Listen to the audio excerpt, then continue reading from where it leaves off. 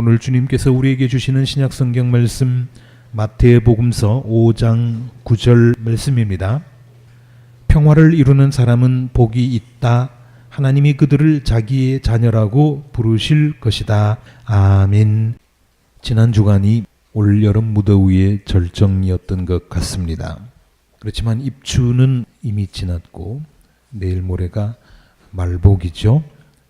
아직 햇볕이 뜨겁기는 하지만 이번 주부터는 아마도 휴가 가신 분들도 바닷물에는 들어가기 어려울 것입니다.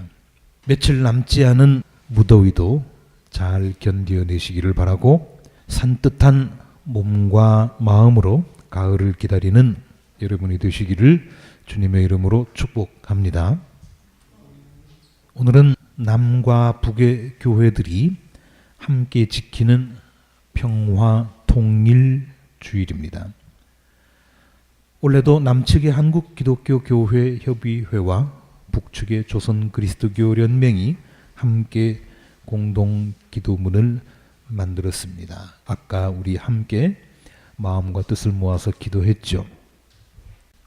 이 무더운 여름에 우리 가까이에 있는 성주에서는 이른바 사드 배치를 저지하기 위해서 연일 집회가 열리고 있고 반대 활동이 이어지고 있습니다. 일부 언론에서는 외부 세력들이 성주 군민들을 선동한다고 거짓말을 하지만 실제로 성주 사람들은 전 국민의 동참을 호소하고 있습니다. 이게 성주만의 문제가 아니기 때문이죠. 이 문제가 왜 그렇게 심각한 것인지는 몇 주 전에 이미 말씀을 드렸기 때문에 반복하지는 않겠습니다. 아무튼 전쟁 걱정하지 않고 살 수 있으면 얼마나 좋겠습니까? 그렇지 않아도 먹고 살기 힘든 세상인데 그런 걱정까지 해야 되는 것이 참 안타깝습니다. 우리가 인구가 적고 나라가 작아서 그럴까요? 그것은 아닙니다. 스위스 같은 나라를 보십시오. 거기는 인구 800만 명 정도밖에 안 됩니다. 그런데도 세계에서 가장 평화로운 나라입니다. 1인당 GDP는 8만 달러이고 평균 수명은 81세입니다. 그래서 사람들은 그 나라를 지상 낙원이라고까지 부릅니다. 여러분, 스위스 대통령이 누군지 아십니까? 북한의 최고 통치자는 알죠? 중국도 알 겁니다. 일본 수상도 아시죠? 미국 대통령도 아시죠? 이런 나라들의 최고 지도자는 대부분 다 알고 있습니다만 스위스 대통령이 누군지는 잘 모릅니다. 저도 모릅니다. 왜 그럴까요? 알 필요가 없기 때문이죠. 사람들은 스위스에 대통령이 있다는 것은 알지만 누가 대통령인지는 모릅니다. 스위스 사람들조차도 잘 모릅니다. 그 나라는 연방회의에서 선출된 7명의 강요가 1년씩 돌아가면서 순번제로 대통령직을 맡습니다. 이렇게 대통령이 된 사람은 경호원도 없습니다. 그냥 지하철 타고 또는 자전거 타고 출근합니다. 해를 입을 두려움을 가지고 있지 않기 때문이죠. 그 정도로 평화로운 나라입니다. 우리나라나 일본 또는 미국 같으면 상상도 하지 못할 일이죠. 유럽 이야기로 시작을 했으니까 하나 더 하겠습니다.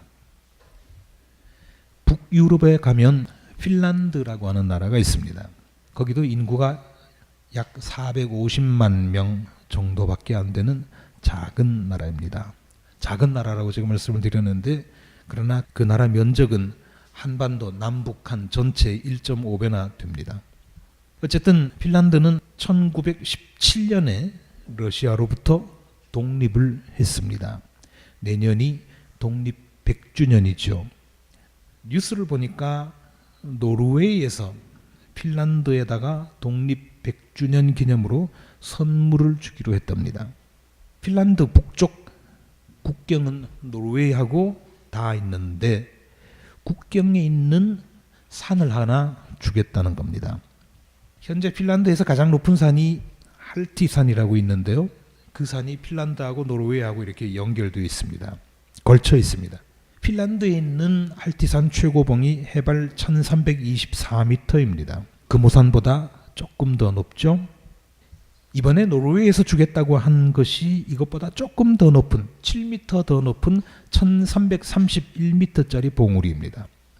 실제로 이 선물이 성사된다면 핀란드에서 최고봉이 바뀌게 됩니다. 산봉우리 하나 주는 게 뭐가 그리 대단한 일인가 할 수 있겠지만 다른 나라들 사이에서는 국경선이 어디로 그어지느냐 하는 것이 굉장히 민감한 경우가 많지 않습니까? 그러나 이 두 나라는 자매 나라로 불릴 정도로 사이가 좋습니다. 얼마나 보기 좋습니까?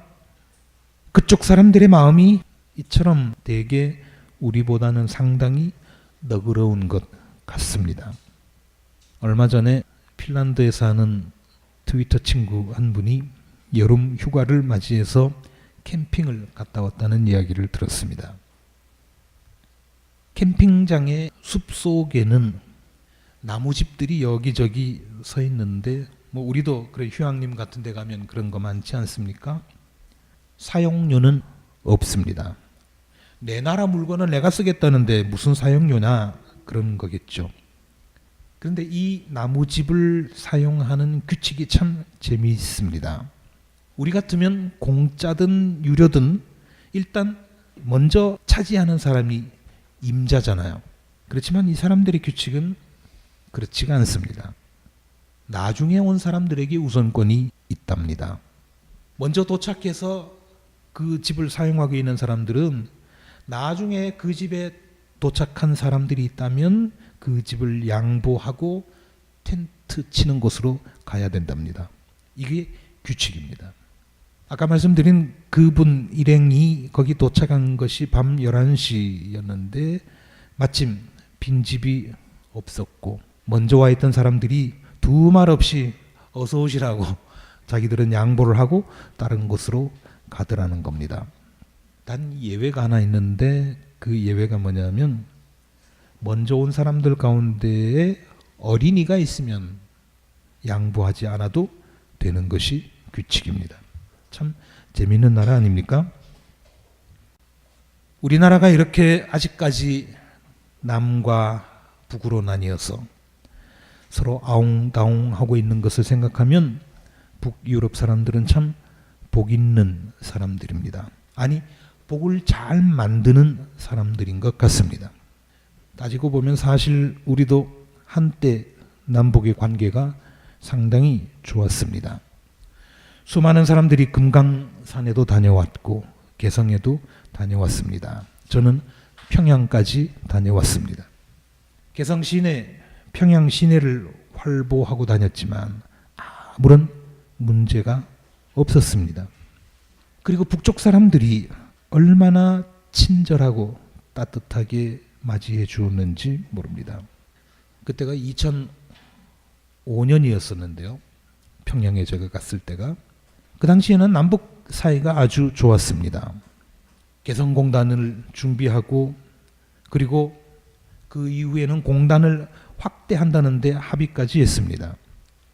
북한 거의 전역에 백두산까지 우리가 여행할 수 있는 계획이 세워지고 있었습니다. 올림픽 기구 같은 국제 기구에서도 남과 북이 아주 협력을 잘 했습니다.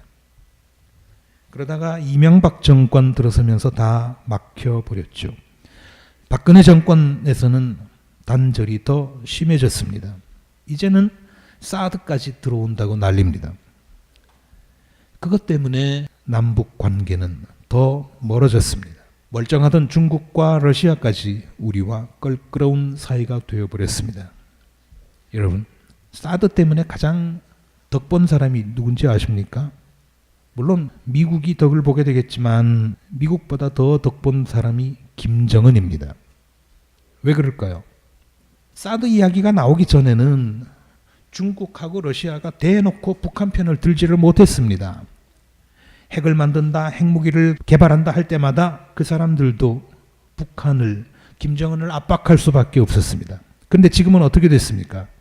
북한하고 중국하고 러시아가 한 편을 먹었습니다. 북한 제재하지 않습니다. 김정은 위원장 처지에서는 그야말로 땡큐지요. 너무 고맙습니다.